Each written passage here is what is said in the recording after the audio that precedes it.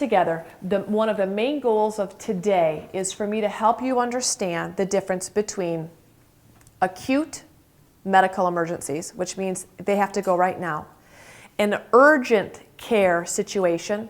Urgent care meaning you need to address the situation, but it is not an emergency. You do not have to go right now. And what I will tell you is I've got several very good friends that just do emergency medicine. And when we are sitting around on our off time talking, their statement is about 60% of the cases coming in to emergency clinics are not emergencies at all. It's panicked owners that can't bear to watch the situation for another 10 hours, like a sniffle or a cough, or you're watching a boil develop on your dog's back and you're measuring it. And at midnight it's 1.5 centimeters, and then at 2:30 in the morning it's 3.5 centimeters, and developing a really red swollen top, and there's a red ring of inflammation on, and you cannot deal with it, and you have to pack your dog up and go. That's not a medical emergency. And yet, many, many, many owners cannot handle that's forming, and they have to get an answer right now. The things that start going through your head is, what if this ruptures? What if it's the big C? What if it's cancer? What if there's something in there, and what if it's going to spread instantly through my pet's body and take over and cause a simultaneous death by 6:30 in the morning? What if my veterinarian's off the next day and I'm measuring the growth of this abscess and it's getting bigger and getting bigger? And what if all of a sudden the dog realizes, I got something stuck on me. I got something on me. Oh my gosh, I got something on me. And they start licking, chewing, licking, chewing, licking, chewing. Now you're obsessing and the dog's obsessing. Everyone in the house is obsessing. Once the dog starts obsessing, then you go from trying to hold it together to completely unraveling, because now you realize your dog's uncomfortable.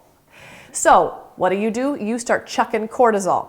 Cortisol is your stress hormone. They say dogs smell fear. Dogs don't smell fear. Dogs smell your cortisol oozing through your pores. So pretty soon, dogs are like, Mom's really nervous. Why is Mom nervous? And pretty soon, so you see this self-defeating cycle of Mom's nervous. Oh my gosh, I'm nervous. Oh boy, this thing's bugging me. Oh my gosh, she's still digging. Oh, it's really bugging me. Why is Mom nervous? Oh no, you understand what's going on? It's this psychotic circle of self-defeat that drives people to get in their car and drive to the emergency clinic. And if you've not all done that, I'll tell you that it's very tempting. Those of you that have witnessed that, taken a deep breath and said, my dog is not dying right now. My dog does not have excruciating pain. My dog's annoyed with the boil, but does not have excruciating pain. And my dog can make it another 12 hours till I can call my regular vet and say, there's a big old red thing on my dog's back. What do I do? Those of you that have had that self-control, congratulations. Statistically, 60% of you do not. Because you see it and you got to go. It's not that that's bad. And for many of you today, one of the things that I want you to walk away from is not, oh, shame on me, I feel silly that I went there for that. Don't ever feel that way.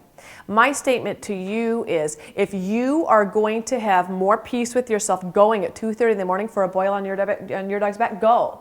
The veterinarian's there. They're getting paid to sleep, whether you're there or not. They're just hanging out. They're waiting for you. What I will tell you is, if you call any veterinary clinic and say anything, my dog has they're going to say, bring it in. Almost always. Or I was wondering if my dog's, yep, that's a problem, you should come in. And part of that's liability. You understand that legally none of us can give veterinary advice out over the phone to a patient we haven't met. We can't say, oh, it's not going to be a big issue. We can't say that. So they have to cover themselves. They can't say, oh, it's going to be fine, wait till tomorrow, because you could swing back around and say it wasn't fine and you have a lovely lawsuit on your hands. So their end response is, yes, you should have it examined. Well, then when you call to say, I'm noticing this red thing, you're trying to sound calm, you've taken some deep breaths, you've grounded yourself out, you make the call. Yes, hello. My dog has a large swelling on its back. Yes, you should bring it in right now. Okay, I'll be right there.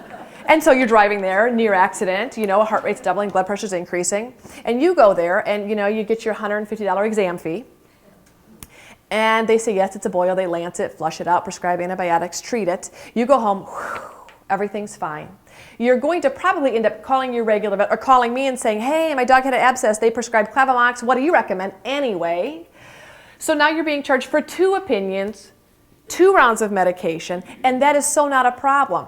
Unless you are like the majority of people in that you're trying to watch cash flow, you're trying to be responsible, you're trying to not overreact, you're trying to do things with some common sense. And it's not that panicking and taking your dog in for a boil is ever bad, but today we're trying to help you. If you want to begin to recognize, is it really worthy of a visit or is it not? That's what today's lecture is about.